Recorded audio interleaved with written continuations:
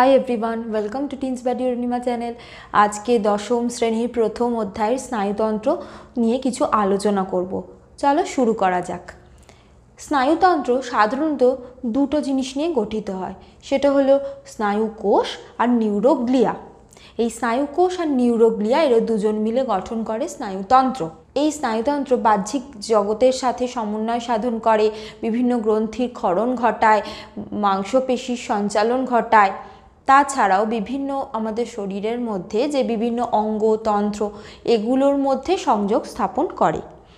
তাহলে স্নায়ুতন্ত্রের কি কাজ হলো? স্নায়ুতন্ত্র এতগুলো কাজ আমাদের শরীরে সম্পন্ন করে। এই সংযোগ স্থাপন কি, যে বিভিন্ন অঙ্গ তন্ত্রের মধ্যে তাদের যে কাজ, সেই কাজের মধ্যে বিশেষ যোগাযোগ থাকা। তাহলে স্নায়ুতন্ত্রের উপাদান কি কি?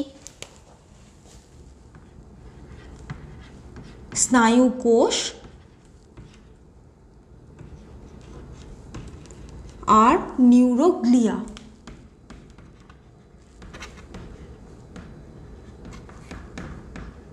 এই দুটো সম্পর্কে আমরা আজকে পড়ব, ঠিক আছে? এবার এই স্নায়ুতন্ত্র তো একটা নির্দিষ্ট পথে কাজ করে, সেইটাকে বলে স্নায়বিক পথ।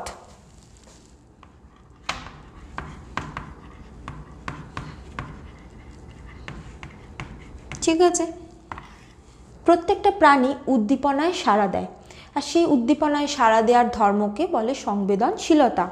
সেটাই স্নায়বিক পথের মাধ্যমেই আবর্তিত হয়। ধরো কোনো উদ্দীপনা এলো, ঠিক আছে, সেইটা সংজ্ঞাবহ স্নায়ুকোষ বা সেন্সারি নিউরন এটার দ্বারা স্নায়বিক কেন্দ্র, যেটা হলো সুষুম্না কাণ্ড, সেইখানে যায়। ঠিক আছে, এই স্নায়বিক কেন্দ্র থেকে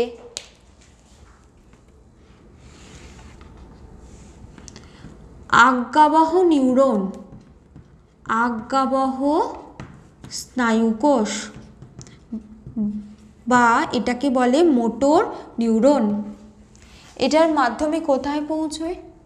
সেটা হলো কারক অঙ্গ। কারক অঙ্গ মানে এটা কোনো পেশি হতে পারে, এটা কোনো গ্রন্থি হতে পারে। ধরো তোমার মশা কামড়ালো, তোমার যে জায়গায় মশা কামড়ালো সেইখান থেকে সংজ্ঞাবহ স্নায়ুকোষ সেই উদ্দীপনাটাকে তোমার স্নায়বিক কেন্দ্রে মানে সুষুম্না কাণ্ডে নিয়ে গেল। সেই সুষুম্না কাণ্ড থেকে মোটর নিউরন বা আজ্ঞাবহ স্নায়ুকোষ সেই যে ইনফরমেশন সেটাকে নিয়ে এলো তোমার হাতে, সেটাই হলো তোমার কারক অঙ্গ, আর তুমি সেই হাত দিয়ে মশাটাকে মারলে। যেখানে উদ্দীপনা গৃহীত হয় সেইটাকে বলে গ্রাহক অঙ্গ। কি বলে? গ্রাহক, মানে এইখানেই গ্রহণ করছে, সেন্সেশন গ্রহণ করছে।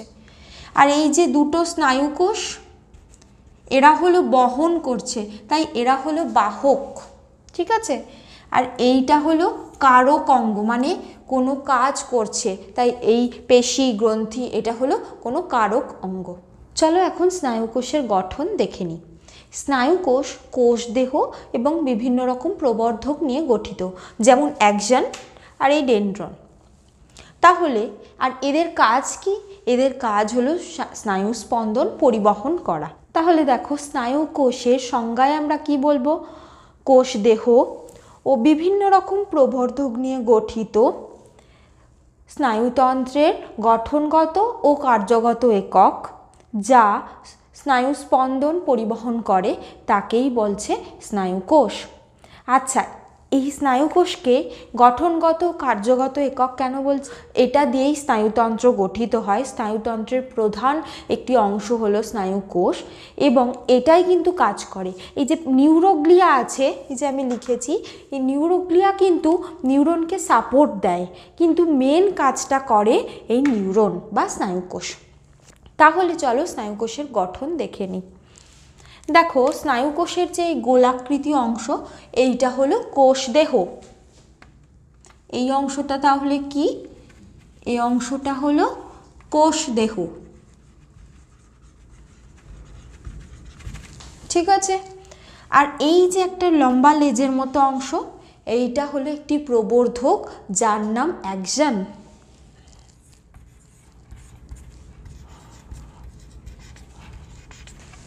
ঠিক আছে, আর আরও একরকম প্রবর্ধক আছে, যেমন এইগুলো ছোট ছোট, এগুলোকে বলে ডেনড্রন।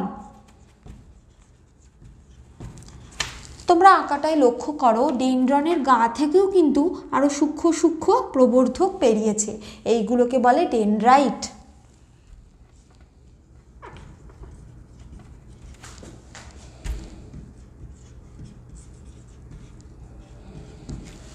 ঠিক আছে, এই কোষ দেহের মধ্যে কি আছে? কি কি কোষ অঙ্গাণু থাকে? নিউক্লিয়াস আছে, এটা তো থাকবেই। ঠিক আছে, তাছাড়া কি আছে? মাইটোকন্ড্রিয়া আছে, যেটা শক্তি প্রদান করে, এটাও সাধারণত সব কোষের মধ্যেই থাকে। আর কি আছে? এইখানে আছে গলগি বস্তু, এই অংশটা, এটার নাম কি? Golgi body. তাছাড়াও লক্ষ্য করো, এখানে এই যে আমি গোল গোল এঁকেছি সাদা যেগুলো গোল, সেগুলো হলো লাইসোজোম। এইটা তাহলে কি? লাইসোজোম।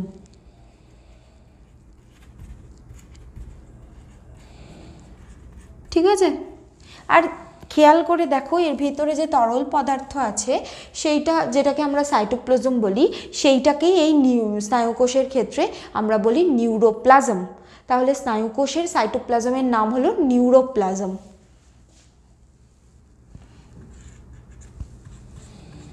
নিউরোপ্লাজম।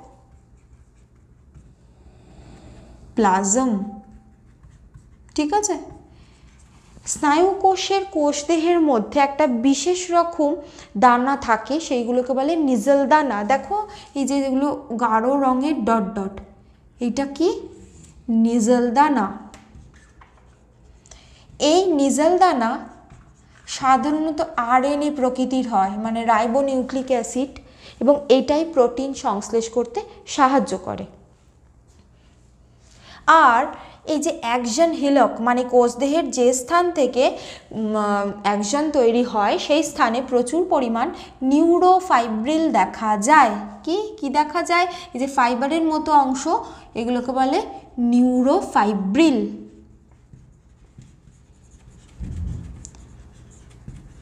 আর যে স্থান থেকে অ্যাক্সন তৈরি হয় এই স্থানটাকে বলে কি? অ্যাক্সন হিলক।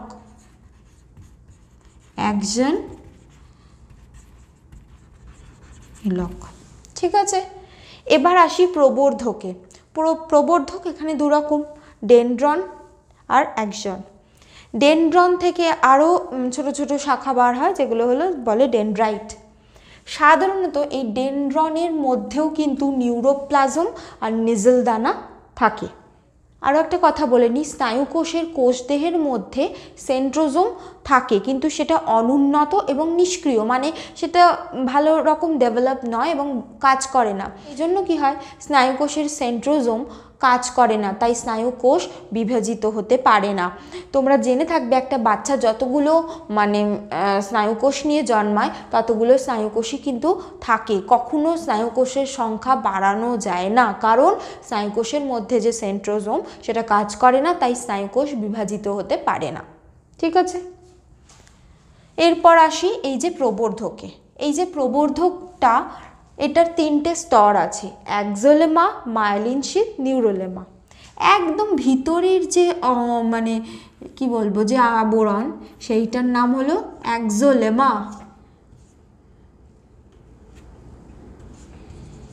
অ্যাক্সোলেমা। ঠিক আছে, তারপরে এই যে মোটা মোটা আস্তরণ, এইটা হলো মায়োলিন শীথ। মায়োলিন শীথ, বা এটাকে মেডুলারি আবরণ বলে। মেডুলারি আবরণ। ঠিক আছে, আর একদম বাইরের যে আবরণ সেইটাকে বলে নিউরোলেমা। নিউরোলেমা। এই মাইলিন শীথ আর নিউরোলেমার মাঝে দেখো জায়গায় জায়গায় আমি একটু করে এরকম ফাঁক রেখেছি, এইগুলো হলো সোয়ান কোষ। এই জায়গায় একটা করে কোষ থাকে যেটার নাম হলো সোয়ান কোষ। মনে করা হয় এই যে সোয়ান কোষ, এইখানে এইখানে এখানে এইখানে, এই সোয়ান কোষই মাইলিন শীথ তৈরি করে।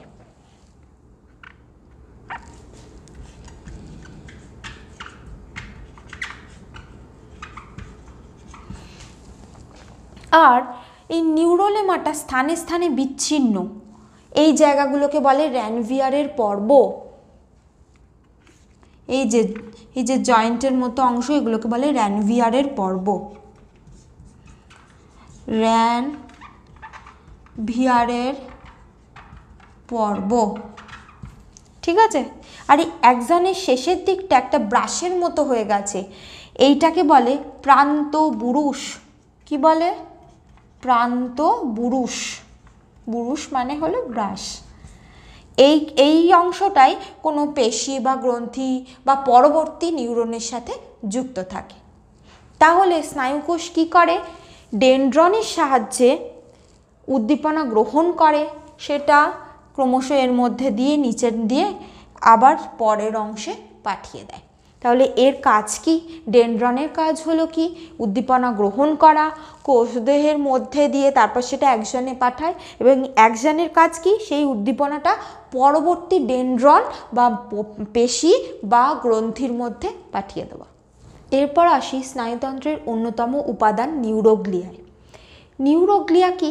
নিউরোগ্লিয়া হলো স্নায়ুতন্ত্রের এমন একটি উপাদান যেটা প্রায় 90% অবস্থান করে, মানে স্নায়ুতন্ত্রের 90%ই হলো নিউরোগ্লিয়া। এই নিউরোগ্লিয়া সাধারণত 3 প্রকার হতে পারে: অ্যাস্ট্রোসাইট, অলিগোডেন্ড্রোসাইট, মাইক্রোগ্লিয়া। এই অ্যাস্ট্রোসাইট অনেকটা তারার মতো দেখতে, তাই এটাকে অ্যাস্ট্রো বলে। এই অলিগোডেন্ড্রোসাইটের খুব একটা বেশি শাখা প্রশাখা নেই, দেখতেই পাচ্ছ। আর এই মাইক্রোগ্লিয়ার দেখো খুব ছোট ছোট ছোট ছোট শাখা প্রশাখা আছে, তাই এর নাম মাইক্রোগ্লিয়া। আচ্ছা, এই যে নিউরোগ্লিয়া, এর কি কাজ? দেখো, স্নায়ুকোষ তো বিভাজিত হতে পারে না, ফলে যে কটা স্নায়ুকোষ নিয়ে একটা মানুষ জন্মগ্রহণ করছে সেই কটা স্নায়ুকোষকে ভালো করে দেখাশোনা করতে হবে। সেই দেখাশোনার কাজ করে হলো এই নিউরোগ্লিয়া। কি করে? এদেরকে পুষ্টি সরবরাহ করে। ধরো কোনো একটা স্নায়ুকোষ মারা গেল, সেই স্নায়ুকোষটাকে ওই জায়গাটাকে সরিয়ে দেয়, ঠিক আছে। আর এছাড়া কি করে? এই অলিগোডেন্ড্রোসাইট মায়োলিনও তৈরি করে বলে মনে করা হয়। এই নিউরোগ্লিয়া স্নায়ুতন্ত্রের ধারক হিসাবে কাজ করে, মানে কি করে? এই নিউরনগুলোর দেখাশোনা করে। বোঝা গেল? তোমরা শুনেই থাকবে যে white matter, grey matter.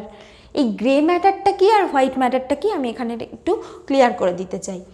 Grey matter হলো স্নায়ুকোষের যে সোমা, মানে যে কোষ দেহ, সেইগুলো নিয়ে গঠিত হয় প্রধানত। তার সাথে সাথে কিছু কিছু আনমাইলিনেটেডও অ্যাকশনও থাকে, কিছু ব্লাড ভেসেলসও থাকে। আনমাইলিনেটেড মানে সাধারণত আমরা তো দেখলাম যে স্নায়ুকোষের গায়ে মাইলিন শীথ বা মেডুলারি আবরণ রয়েছে, যেগুলোর ক্ষেত্রে থাকে না সেইগুলো সব একত্রিত হয়ে, মানে ধরো ওই কোষ দেহ মাইলিন শীথ ছাড়া যে অ্যাকশন, এইগুলোকে একত্রিত হয়ে তৈরি করে হলো গ্রে ম্যাটার। আর হোয়াইট ম্যাটার কি? এই যে অ্যাস্ট্রোসাইট, অলিগোডেন্ড্রোসাইট, মাইক্রোগ্লিয়া, এগুলো, তারপর ধরো মাইলিনেটেড যে অ্যাকশন, এইগুলো মিলে তৈরি করে হোয়াইট ম্যাটার। ব্রেনের ক্ষেত্রে যদি ব্রেনের এরকম একটা স্ট্রাকচার আমরা ধরে নিই, এই যে ধার বরাবর অবস্থান করে, এই যে ধারের দিক বরাবর অবস্থান করে গ্রে ম্যাটার, ঠিক আছে।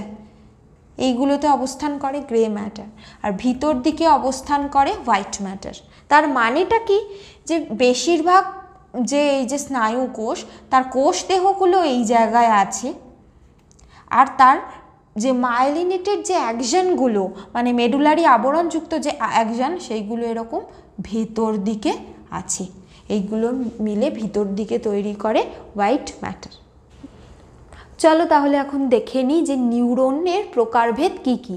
নিউরন সাধারণত 3 প্রকার হয়: সংজ্ঞাবহ বা সেন্সরি নিউরন, আজ্ঞাবহ বা মোটর নিউরন, আর অ্যাডজাস্টার নিউরন। সংজ্ঞাবাহক নিউরনের কি কাজ? এর কাজ হলো গ্রাহক অঙ্গ থেকে উদ্দীপনাকে তোমার স্নায়বিক কেন্দ্রে মানে সুষুম্না কাণ্ডে নিয়ে আসা। আবার এর পরেরটা হলো আজ্ঞাবহ নিউরন। এটার কি কাজ? এটার কাজ হলো যে স্নায়বিক কেন্দ্র থেকে যে কারক অঙ্গ বা ইফেক্টার সেই অঙ্গে উদ্দীপনাকে নিয়ে যাওয়া। আর এই অ্যাডজাস্টার নিউরনের কাজ কি? এই যে আজ্ঞাবহ আর সংজ্ঞাবহ এই দুটো নিউরনের মধ্যে সংযোগ স্থাপন করা। ধরো এই স্থানটা হলো সুষুম্না কাণ্ড, সুষুম্না কাণ্ড, ঠিক আছে? এই অঙ্গটা হলো গ্রাহক আর এই অঙ্গটা হলো কারক বা ইফেক্টার।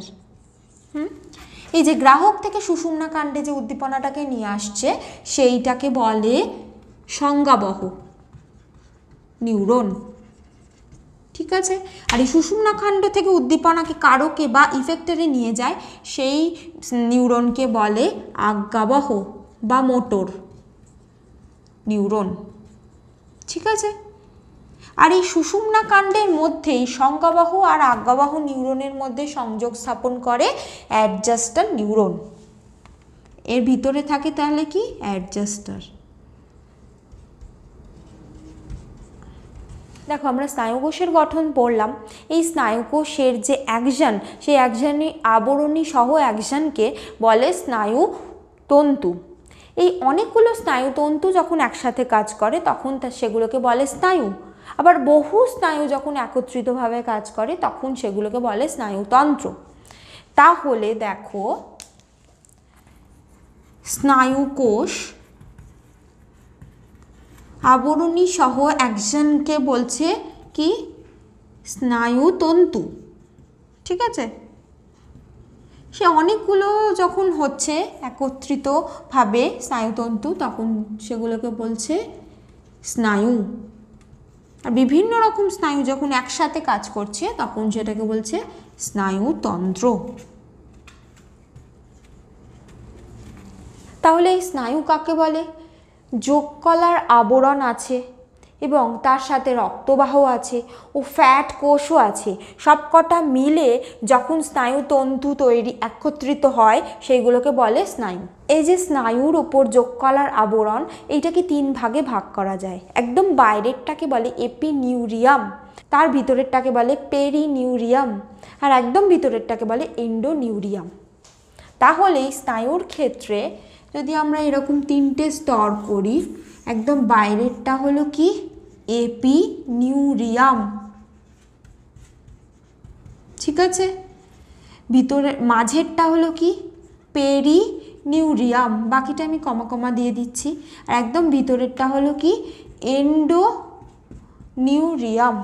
স্নায়ু সাধারণত 3 প্রকার: বহির্বাহী স্নায়ু, অন্তর্বাহী স্নায়ু আর মিশ্র স্নায়ু। নামটা থেকেই লক্ষ্য করো বহির্বাহী স্নায়ু মানে কি?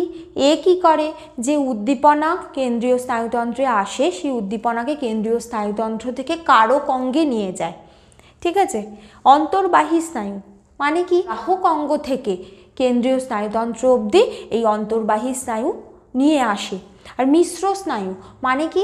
এইটা উদ্দীপনাকে ভিতরে নিয়েও আসে, কেন্দ্রীয় স্নায়ুতন্ত্র থেকে কারক অঙ্গ অবধিও নিয়ে যায়। নামটা থেকেই লক্ষ্য করো বহির্বাহী স্নায়ু, তাই তো? তার মানে এটা কি করে? উদ্দীপনাকে বাইরে নিয়ে যাচ্ছে, তাই এটা শুধুমাত্র মোটর নার্ভ দ্বারা, মোটর নিউরন দ্বারা গঠিত। এটা হলো কি? মোটর বা যেটাকে বলে আজ্ঞাবহ। অন্তর্বাহী স্নায়ু যেটা হলো কি দিয়ে গঠিত?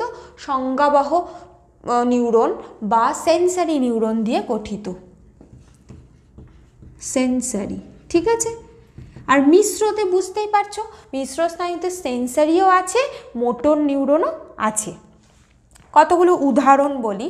যেমন দেখো বহির্বাহী স্নায়ুর একটি উদাহরণ হলো যেমন তৃতীয় করটিক স্নায়ু, সেটার নাম হলো অকিউলোমোটর। এই তৃতীয় 11 এগুলো লিখেছি, এগুলো করটি স্নায়ুর নম্বর।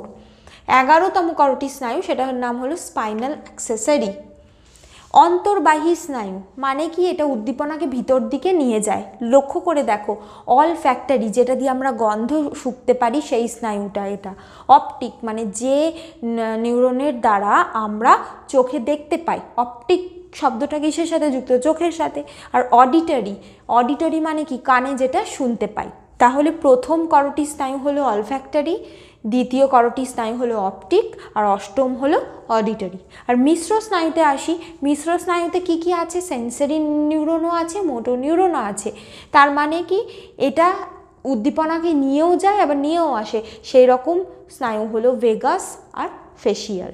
তোমাদের মানুষের 12 জোড়া করোটি স্নায়ুর নাম মুখস্থ করতে হবে, এবং সেইটার উপর আমার একটা শর্ট ভিডিও বানানো আছে যে তোমরা কিভাবে এই নামগুলো খুব সহজে মনে রাখতে পারবে।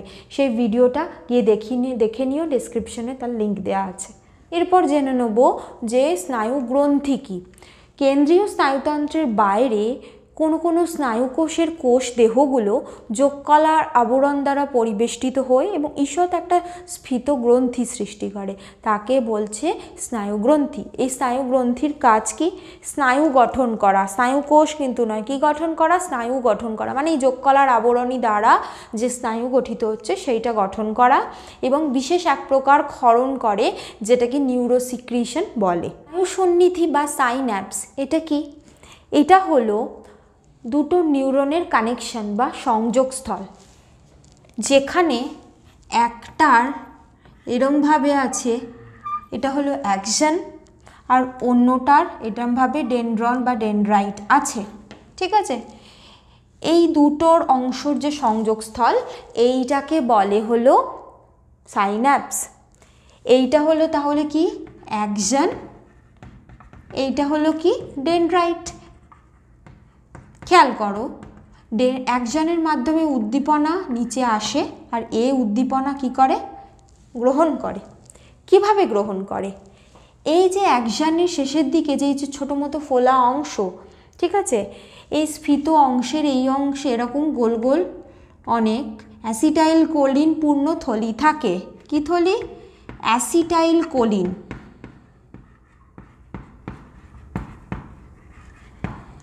এই অ্যাসিটাইল কোলিন পূর্ণ থলি আছে, এইটাকে নিউরোট্রান্সমিটার বলে, মানে নিউরনের মধ্যে কি করে, সংযোগ স্থাপনে সাহায্য করে। এখান দিয়ে উদ্দীপনা এলো, প্রাক সন্নিধি স্ফীতি, এই অংশটা হলো প্রাক সন্নিধি স্ফীতি। এই অংশে পৌঁছলে কি হচ্ছে, এই যে থলিগুলো এইখানে গিয়ে এরমভাবে আটকে যাচ্ছে, এবং সেখান থেকে যে নিউরোট্রান্সমিটার মানে অ্যাসিটাইল কোলিন এগুলো ক্ষরিত হচ্ছে। এইখানে থাকে রিসেপ্টার, কি থাকে, রিসেপ্টার, বা যেটা গ্রহণ করে নেয় এই অ্যাসিটাইল কোলিনকে। তারপর এখান থেকে উদ্দীপনাটা এখানে চলে আসে। তাহলে এই উদ্দীপনা কিসের মাধ্যমে কাজ করলো, নিউরোট্রান্সমিটারের মাধ্যমে কাজ করলো। আচ্ছা, এই যে স্নায়ু সন্নিধি বা সাইন্যাপস, এটাকে শারীরবৃত্তীয় ভাল্ব বলে। ভাল্ব শব্দটা তোমরা জানো যে সাইকেলের ভাল্ব আছে, মানে কি, ওখানে হাওয়া যে পাম্প দেওয়া হয়, পাম্পের মাধ্যমে হাওয়া ভিতরে প্রবেশ করা হয়, সেটা শুধুমাত্র বাইরে থেকে ভিতরেই প্রবেশ করে, তাই জন্য সেই জায়গায় একটা ভাল্ব আছে, কিন্তু ভিতর থেকে বাইরে যেতে পারে না যদি না তুমি পাংচার করো, ঠিক আছে। ঠিক তেমনি এখানেও এই যে স্নায়ু স্পন্দন, সেটা একমুখী চলন হচ্ছে এখান থেকে এখানে, কখনো উল্টোটা হবে না, কারণ ডেনড্রাইট কখনো উদ্দীপনাকে পাঠাতে পারে না, ডেনড্রাইট শুধুমাত্র উদ্দীপনাকে গ্রহণ করতে পারে, আর অ্যাকশন কি করতে পারে, শুধুমাত্র উদ্দীপনাকে পাঠাতে পারে। এইখানে যে স্নায়ু স্পন্দন যাচ্ছে সেটা সর্বদা একমুখী, উল্টো দিকে হবে না, তাই এই সাইন্যাপসকে শারীরবৃত্তীয় ভাল্ব বলে। ফাঁকা মতো স্থান মানে অ্যাকশন আর ডেনড্রনের এই যে সংযোগস্থল, যেখানটা ফাঁকা অংশ, এইটাকে বলে সাইন্যাপটিক ক্লেফট। কি বলে, সাইন্যাপটিক ক্লেফট, যেটার মাধ্যমে কি হয়, এই অ্যাসিটাইল কোলিন ক্ষরিত হয়। আর এই যে ছোট ছোট বলের মতো অংশ যার ভিতরে অ্যাসিটাইল কোলিন রয়েছে, সেইটাকে বলে সাইন্যাপটিক ভেসিকেল। কি বলে, সাইন্যাপটিক ভেসিকেল। যার মধ্যে অ্যাসিটাইল কোলিন পূর্ণ থাকে। তাহলে বোঝা গেল অ্যাসিটাইল কোলিন হলো নিউরোট্রান্সমিটার, যার মাধ্যমে স্নায়ুস্পন্দন এক নিউরন থেকে অন্য নিউরনে যাচ্ছে। আজ এই পর্যন্তই, পরের পর্বে দেখা হবে স্নায়ুতন্ত্রের দ্বিতীয় অংশ নিয়ে। Thank you so much for watching, please stay connected.